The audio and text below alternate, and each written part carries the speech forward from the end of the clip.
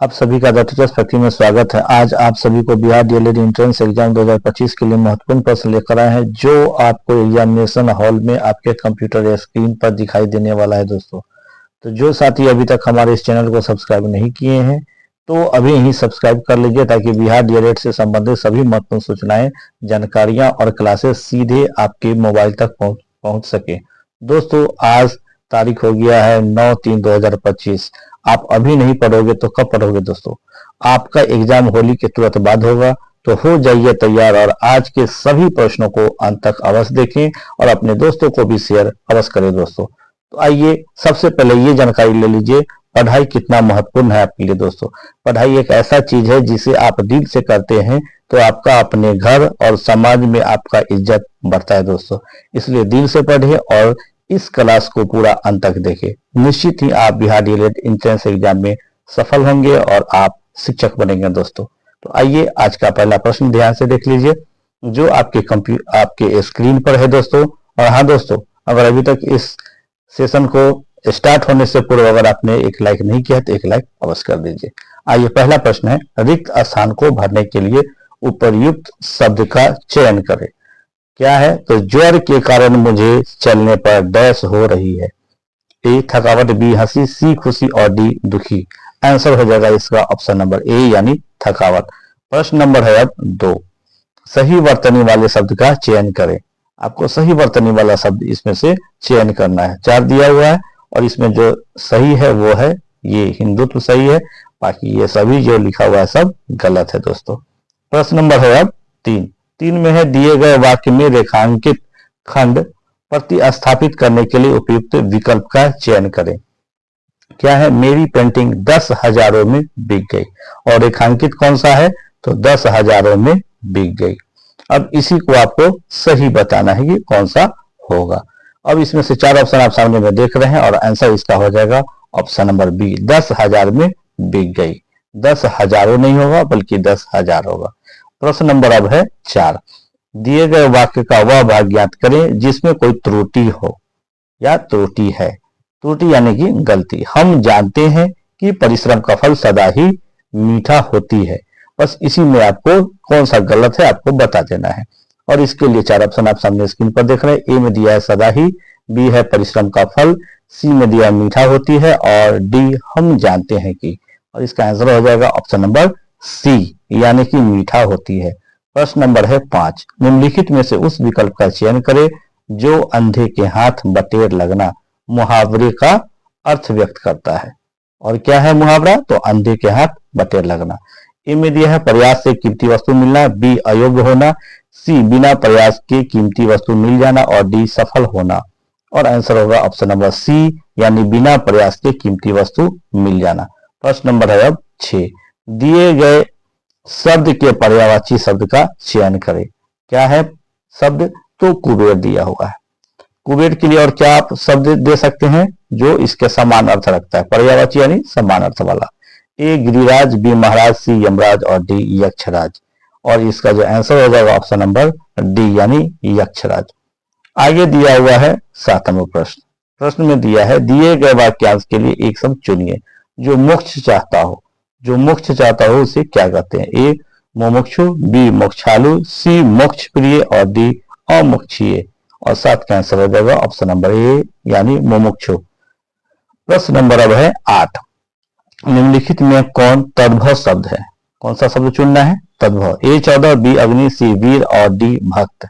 और इसका आंसर हो जाएगा 8 का ए यानी 14। प्रश्न नंबर 8 के बाद अब 9वां नंबर प्रश्न को ध्यान से देखिए। 9वां नंबर प्रश्न क्या दे रहा है? निम्नलिखित में से कौन देशज शब्द है? ए वचन, बी व्याकरण, सी फुनगी और डी घुड़सवार। और आंसर होगा सी यानी फुनगी। 10 नंबर प्रश्न है, दाल रोटी में कौन सा समास है? किसमें? तो दाल रोटी में आपको समास बताना है। ए बहुब्रीहि, बी द्वंद्व, सी कर्मधारय और डी द्विगु। आंसर हो जाएगा बी यानी कि द्वंद्व। प्रश्न नंबर है अब 11, आविर्भाव का विलोमार्थी शब्द है। विलोमार्थी का मतलब विलोम होता है, उल्टा होता है। ए अनाविर्भाव, बी में है निर्विर्भाव, सी तिरोभाव और डी अभाव। 11 का आंसर हो गया सी यानी तिरोभाव। प्रश्न नंबर है अब 12, इनमें कौन सा शब्द उनार्थक है? पूर्णार्थक का मतलब होता है जो दिया हुआ है सबसे निचला स्तर का कौन सा है, यानी सबसे छोटा क्या है, लंगोटी। बी दिया हुआ है हनुमान, सी दीन और डी शांगे। और आंसर होगा ऑप्शन नंबर ए यानी लंगोटी। प्रश्न नंबर है अब 13। ज्ञानपीठ पुरस्कार से सम्मानित काव्य ग्रंथ उर्वशी के रचनाकार हैं। और प्रश्न अगर आ जाए कि निम्नलिखित में से कौन सा ज्ञानपीठ से सम्मानित काव्य ग्रंथ है, तो आप उसमें आंसर उर्वशी कर देंगे दोस्तों। अब है कि इसके रचनाकार कौन है उर्वशी के, ए महादेवी वर्मा, बी सुमित्रा नंदन पंत, सी जयशंकर प्रसाद, डी रामधारी सिंह दिनकर। और इसका आंसर होगा ऑप्शन नंबर डी यानी रामधारी सिंह दिनकर। प्रश्न अब 14 है। इनमें कौन सा शब्द तलवार का समानार्थक नहीं है।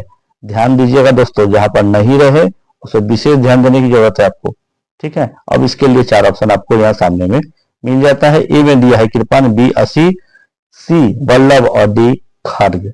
और इसमें से आंसर होगा ऑप्शन नंबर सी यानी वल्लभ। प्रश्न नंबर अब है 15। किस छंद में द्वितीय व चतुर्थ चरण के अंत में तुक नहीं होती है। यहाँ फिर नहीं दिया हुआ, नहीं जहां भी रहे ध्यान से देखिएगा। ए दोहा, बी चौपाई, सी रोला और डी सोरठा। और 15 का आंसर हो जाएगा डी यानी सोरठा। प्रश्न अब है 16। 16 में दिया निम्नलिखित में से मात्रिक छंद है। मात्रिक छंद कौन है, ए सवैया, बी दोहा, सी इंद्र वज्रा और डी इनमें से कोई नहीं। 16 का आंसर हो जाएगा बी यानी दोहा। प्रश्न अब 17 देख रहे हैं। कवि बिहारी मुख्तः किस रस के कवि हैं।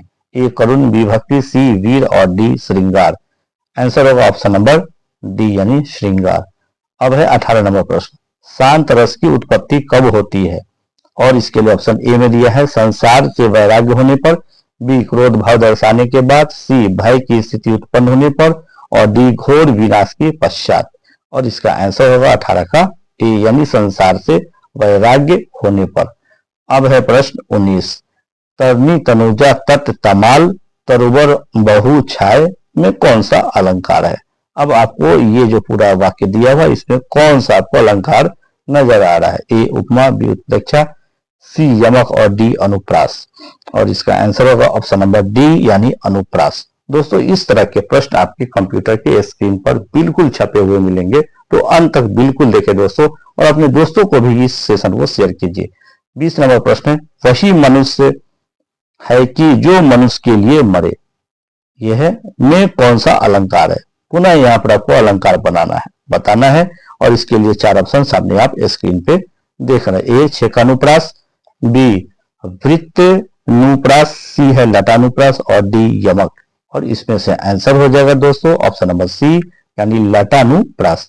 21 नंबर प्रश्न है, राम नाम अवलंबो बिनु पर मारत की आस, बरसात बारिद बूंद गही चाहत बढ़न आकाश। उपयुक्त पंक्ति में कौन सा अलंकार है।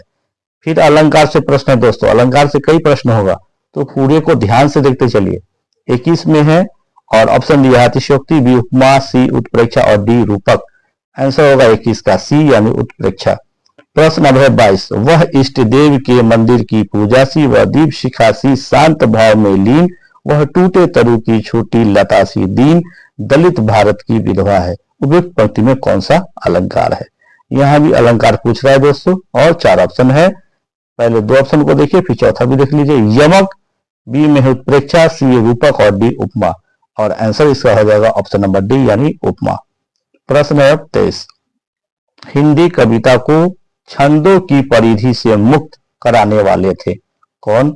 ए सूर्यकांत त्रिपाठी निराला, बी महादेवी वर्मा, सी जयशंकर प्रसाद और डी सुमित्रा नंदन पंत। 23 का आंसर हो जाएगा ए यानी सूर्यकांत त्रिपाठी निराला। अब है 24 नंबर प्रश्न है, खरी बोली का प्रथम महाकाव्य है। खरी बोली का अगर प्रथम महाकाव्य से पूछा जाए तो 4 ऑप्शन नीचे में है। ए रीरजा, बी साकेत, सी प्रिय प्रवास, डी है कामायनी। और इसका आंसर होगा ऑप्शन नंबर सी यानी प्रिय प्रवास। यह खरी बोली का महाकाव्य है, प्रथम महाकाव्य। 24 के बाद अब अगला प्रश्न यहां से आपको साइंस की मिल जाता है, ध्यान से देख लीजिए। और अभी तक हमारे चैनल को सब्सक्राइब नहीं किया तो सब्सक्राइब अभी ही कर लीजिए दोस्तों। 71 नंबर प्रश्न है, नींबू खट्टा किस कारण से होता है। जी हाँ साथियों, नींबू जो आप रोजाना देखते हैं या खाते हैं, ये किस कारण से यह खट्टा होता है, इसका स्वाद खट्टा क्यों है। ए हाइड्रोक्लोरिक अम्ल के कारण, बी एसिटिक अम्ल के कारण, सी टार्टरिक अम्ल के कारण और डी साइट्रिक अम्ल के कारण। और 71 का आंसर हो जाएगा साथियों डी यानी साइट्रिक अम्ल के कारण। 72 में है वायु एक डैश है। वायु क्या है? ए यौगिक, बी तत्व, सी मिश्रण, डी विद्युत अपघट्य। और आंसर होगा सी यानी मिश्रण है।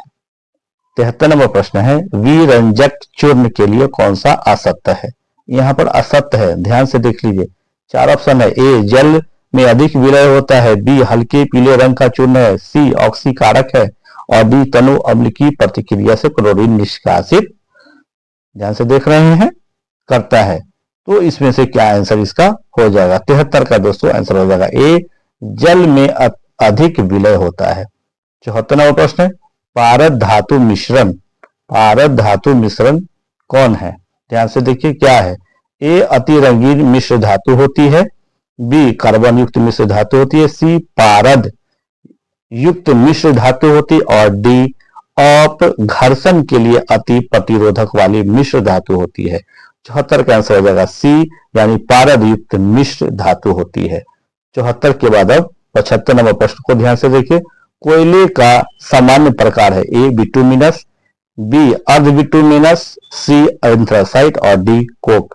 आंसर होगा इसका ए यानी बिटुमिनस। 75 के बाद हम अगला प्रश्न को ध्यान से देखिए जो है 76 नंबर। 76 में दे रहा है दोस्तों भारत की राष्ट्रीय स्तनी है कौन? ए गाय, बी मयूर, सी और डी बाघ। आंसर हो जाएगा ऑप्शन नंबर डी यानी बाघ।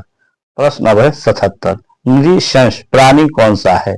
ए पेंगुइन, बी व्हेल, सी आटर और डी कछुआ। और इसका आंसर है ऑप्शन नंबर बी यानी व्हेल। अब आइए प्रश्न है 78 नंबर जल से बाहर निकाल लिए जाने पर मछलियां मर जाती हैं क्योंकि पानी से बाहर जैसे ही मछली को आप निकालते हैं वह मरने लगती है, ऐसा क्यों होता है? ए उन्हें ऑक्सीजन अधिक मात्रा में प्राप्त होती है, बी उनका शारीरिक ताप बढ़ जाता है, सी वे श्वास नहीं ले पाती और डी वे जल में नहीं चल पाती है। और 78 का आंसर हो जाएगा सी वे श्वास नहीं ले पाती है। अब है 79 नंबर प्रश्न है मधुमक्खी कॉलोनी के सदस्य एक दूसरे को किस प्रकार पहचानते हैं? और इसके लिए ऑप्शन दिया है ए गंध से, बी दृष्टि से, सी नृत्य से और डी स्पर्श से। और 79 का आंसर हो जाएगा दोस्तों ऑप्शन नंबर सी यानी नृत्य से दोस्तों। अब है प्रश्न नंबर 80 मनुष्य के जीवन काल में कितने दांत 2 बार विकसित होते हैं? और इसके लिए आपको 4 ऑप्शन सामने में मिल जाता है। ए 4, बी में है 12, सी 20 और डी 28। और इसका जो आंसर हो जाएगा दोस्तों ऑप्शन नंबर सी यानी 20। अब आइए 80 में है मनुष्य के शरीर के में पैर की हड्डी, यानी मनुष्य के शरीर में पैर की हड्डी होती है, कैसी होती है? ए खोखली होती है, बी सारंध्री होती है, डी सी में दिया है ठोस होती है और डी कीलक होती है। और इसका आंसर हो जाएगा ऑप्शन नंबर ए यानी खोखली होती है। 82 नंबर प्रश्न आप देख रहे हैं मनुष्य की खोपड़ी में कुल कितनी अस्थियां होती है? अस्थियां यानी कि हड्डी। ए 29, बी 30, सी 32 और डी 34। आंसर हो जाएगा इसका यानी ए यानी 29 होता है। अब है 83 नंबर प्रश्न है आधुनिक मनुष्य के हाल का पूर्वज है। ए जावा मनुष्य, बी क्रो मैग्नन मनुष्य, सी दिया है नियांडरथल मानुष और डी है पेकिंग मानुष। और इसका जो आंसर है 83 का बी यानी क्रो मैग्नन मानुष। प्रश्न अब 84 में है मां पौधे की भांति पौधा मिलता है। ए बीजों से, बी कटा तना से, सी इनमें से किसी से नहीं और डी ए और बी दोनों से। 84 का आंसर हो जाएगा डी यानी ए और बी दोनों से। प्रश्न नंबर है अब 85, इसे ध्यान से देखिए। 80% से अधिक सेल में पाया जाने वाला पदार्थ है। ए प्रोटीन, बी चर्बी, सी खनिज और डी जल। आंसर होगा इसका ऑप्शन नंबर डी यानी जल। अगला प्रश्न को ध्यान से देखिए दोस्तों। तो ये प्रश्न है 86 नंबर है इंसुलिन प्राप्त होती है। इंसुलिन किससे प्राप्त होती है? ए अदरक के प्रकंद से, बी डालिया की जड़ों से, सी बालसम पुष्प से या डी आलू के कद से। और इसका आंसर हो जाएगा ऑप्शन नंबर बी यानी डालिया की जड़ों से। अब है प्रश्न नंबर 87 हरगोविंद खुराना को किस आविष्कार के लिए सम्मानित किया गया? किसे? हरगोविंद खुराना को। ए प्रोटीन के संश्लेषण के लिए, बी जीन के संश्लेषण के लिए, सी नाइट्रोजनी क्षारों के संश्लेषण के लिए और डी उपरोक्त में से कोई नहीं। और इसका आंसर है ऑप्शन नंबर बी यानी जीन के संश्लेषण के लिए। अब आइए 87 के बाद 88 नंबर प्रश्न को देखिए, अंत तक पूरे प्रश्न को देखिए, सभी प्रश्न महत्वपूर्ण है आपके लिए। 88 में संसार की सबसे बड़ा पुष्प है, ए कमल, बी राफ्लेसिया, सी बहुत बड़ा कैक्टस और डी कोई सही नहीं है। आंसर हो जाएगा बी यानी राफ्लेसिया। अब है 89 नंबर प्रश्न है, तना कटा आम तौर से किसके प्रबंधन के लिए प्रयोग किया जाता है, ए केला, बी गन्ना, सी आम और डी कपास। तो किसमें होता है, तो इसका आंसर हो जाएगा दोस्तों आंसर बी यानी गन्ना में। तना काट के इसको हम लोग पौधों को रोकते हैं। अब है 90 नंबर प्रश्न, मटर पौधा है, ए शाक, बी पुष्प और उसके बाद सी में आप देख रहे हैं झाड़ी और डी में देख रहे हैं इनमें से कोई नहीं। तो इसका आंसर हो जाएगा ऑप्शन नंबर ए यानी शाक। मटर क्या है, शाक है। आइए अब 90 के बाद अब हम लोग देखते हैं 91 नंबर प्रश्न को, सिंधु सभ्यता निम्नलिखित में से किस काल में पड़ती है, ए ऐतिहासिक काल, बी प्राग ऐतिहासिक काल, सी उत्तर ऐतिहासिक काल और डी आद ऐतिहासिक काल। और 91 का जो आंसर होगा दोस्तों ऑप्शन नंबर डी यानी आद ऐतिहासिक काल। अब देखिए 92 नंबर प्रश्न है, 800 से 600 ईसा पूर्व का काल किस युग से जुड़ा है, ए ब्राह्मण युग, सी बी में दिया है सूत्र युग, सी रामायण युग और डी महाभारत युग। और 92 का आंसर हो जाएगा ए यानी ब्राह्मण युग। अब आइए 93 नंबर प्रश्न है, लिखता है बोगाज कोई का महत्व इसलिए है कि, किस लिए है इसका महत्व बोगाज का। तो देख लीजिए ए में दिया है, वहां जो अभिलेख प्राप्त हुए हैं उनमें वैदिक देवी एवं देवताओं का वर्णन मिलता है। तो और आंसर भी हमारा यही है, तो और आगे ऑप्शन देखने की आवश्यकता नहीं है, बोगाज इसीलिए प्रसिद्ध है। चलिए 93 के बाद अब हम लोग चलते हैं 94 नंबर प्रश्न को भी ध्यान से देखिए। स्क्रीन पर गायत्री मंत्र किस पुस्तक से मिलता है, गायत्री मंत्र जो बहुत ही महत्वपूर्ण है, ध्यान से देखिए यह प्रश्न। ए में देता है उपनिषद, बी भगवत गीता, सी में है ऋग्वेद और डी यजुर्वेद। और इसका आंसर है 94 का सी यानी ऋग्वेद। अब 95 में है, संगम युग में ओरयूर किस लिए विख्यात था, संगम युग में ए मसालों के व्यापार का महत्वपूर्ण केंद्र, बी कपास के व्यापार का महत्वपूर्ण केंद्र। और इसका आंसर हमारा यही मिल जा रहा है यानी बी नंबर कपास के व्यापार का महत्वपूर्ण केंद्र। आइए 95 के बाद 96 नंबर प्रश्न को दिखाते हैं आपको, ध्यान से देखिए। 96 में आजीवक संप्रदाय के संस्थापक थे, किसका, आजीवक संप्रदाय के, ए उपाली, बी आनंद, सी रघुला भद्र और डी मखलीपुत्र गोशाल। और इसका जो आंसर हो जाएगा दोस्तों 96 का ऑप्शन नंबर डी यानी मखलीपुत्र गोशाल। अब है 97, लिखता है भागवत संप्रदाय के विकास में किसकी देन अत्यधिक थी, किसका, तो भागवत संप्रदाय के विकास में ए पार्शियन, बी हिंद यूनानी लोग, सी में है कुषाण और डी गुप्त। और इसका आंसर है ऑप्शन नंबर डी यानी गुप्त का। अब है 98 नंबर प्रश्न है, किस अभिलेख से यह साबित होता है कि चंद्रगुप्त का प्रभाव पश्चिम भारत पर फैला हुआ था। ए में लिख रहा है कलिंग अभिलेख, बी अशोक का गिरनार अभिलेख, सी रुद्रदामन का जूनागढ़ अभिलेख और डी अशोक का सोपारा अभिलेख। और इसका आंसर होगा ऑप्शन नंबर सी यानी रुद्रदामन का जूनागढ़ अभिलेख। जी हाँ दोस्तों, आप पढ़ेंगे तभी आगे बढ़ेंगे दोस्तों, और तभी ही आप शिक्षक बन पाएंगे दोस्तों, और तभी आपको समाज में इज्जत और घर में भी इज्जत मिलेगा दोस्तों। प्रश्न नंबर है 99, क्या है केवल वह स्तंभ जिसमें अशोक ने स्वयं मगध का सम्राट बताया था या बताया है, ए मस्की का लघु स्तंभ, बी रूमी देय स्तंभ और सी कीन स्तंभ और डी भाबरू स्तंभ। और 99 का आंसर हो जाएगा डी यानी भाबरू स्तंभ। आइए 99 के बाद अब प्रश्न नंबर है 100, उस स्रोत का नाम बतलाइए जो प्राचीन भारत के व्यापारिक मार्गों पर मौन है, ए संगम साहित्य, बी मिलिंद पन्हु, सी जातक कहानियां और डी उपरोक्त सभी। और 100 का आंसर हो जाएगा बी यानी मिलिंद पन्हु। अब आइए 151वां प्रश्न है, किस शासक वंश ने मंदिरों एवं ब्राह्मणों को सबसे अधिक ग्राम अनुदान में दिया था, ए गुप्त वंश, बी पाल वंश, सी राष्ट्रकूट और डी प्रतिहार। और 101 का आंसर हो जाएगा ए यानी गुप्त वंश। आइए 102 नंबर प्रश्न क्या दिया है, किस काल में अछूत की अवधारणा स्पष्ट रूप से उद्धृत हुई, ए ऋग्वैदिक काल में, बी उत्तर वैदिक काल में, सी उत्तर गुप्त काल में और डी धर्मशास्त्र के समय में। 102 का आंसर हो जाएगा बी यानी उत्तर वैदिक काल में। प्रश्न है 103, भारत में मोहम्मद गोरी ने किसको सर्वप्रथम अख्ता प्रदान किया था? क्या? तो अख्ता। ए में दिया हुआ है ताजुद्दीन यल्दुज, बी कुतुबुद्दीन ऐबक, सी शमसुद्दीन इल्तुतमिश और डी नसरुद्दीन कुबाचा। और इसका आंसर है ऑप्शन नंबर बी यानी कुतुबुद्दीन ऐबक। आइए 103 के बाद अब 104 नंबर प्रश्न देखते हैं। अभी तक इस सेशन को लाइक नहीं किए तो एक लाइक अवश्य कर दीजिए। प्रश्न है 104, किस सुल्तान के काल में खालिशा भूमि अधिक पैमाने में विकसित हुई? कौन सी भूमि? तो खालिशा भूमि। ए गयासुद्दीन बलबन, बी अलाउद्दीन खिलजी, सी मोहम्मद बिन तुगलक और डी फिरोज शाह तुगलक। आंसर होगा बी यानी अलाउद्दीन खिलजी। आइए 105वां प्रश्न है, सल्तनत काल के सिक्के यानी टका, ससगानी एवं जीतल किन धातुओं के बने थे? कौन कौन है सिक्के? टका, ससगानी और जीतल। 4 ऑप्शन है, ए चांदी तांबा, बी में सोना चांदी तांबा, सी चांदी जस्ता तांबा और डी सोना जस्ता तांबा। और इसका आंसर है ऑप्शन नंबर ए यानी चांदी और तांबा।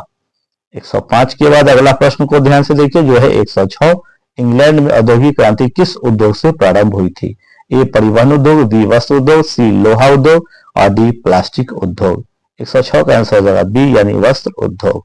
107 नंबर प्रश्न देख रहे हैं आप, निम्नलिखित पेय फसलों में से भारत दुनिया में अग्रणी उत्पादक और निर्यातक है। देखिए कौन सा पेय पदार्थ है जिसको सबसे ज्यादा उत्पादन भी करता है पूरे देश में और निर्यात भी करता है? ए कॉफी, बी दालें, सी चाय और डी दही। आंसर होगा इसका ऑप्शन नंबर सी यानी चाय। चाय सबसे ज्यादा हमारे देश भारत में उत्पादन होता है, उपजाया जाता है और पूरे दुनिया में निर्यात भी यही करता है सबसे ज्यादा।